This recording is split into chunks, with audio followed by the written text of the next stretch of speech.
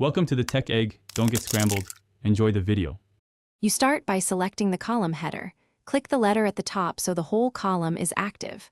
Once selected, place your cursor on the right edge of that header until you see the horizontal resize icon, then drag to enlarge the column to your preferred width.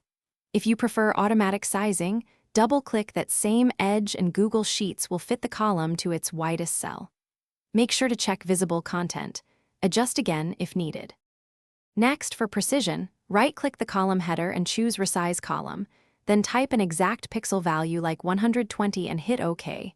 This guarantees uniform width. Once done, you can select multiple adjacent columns by dragging or using Shift+click, then resize them together to keep layout consistent. Also make sure to set text wrapping via format so long entries wrap instead of forcing extra width. If you want consistent defaults, change default column width in View or use a template sheet.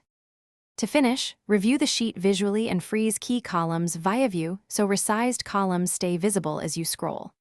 Once done, ensure each column's text wrapping is set to wrap or clip so content doesn't push width unexpectedly.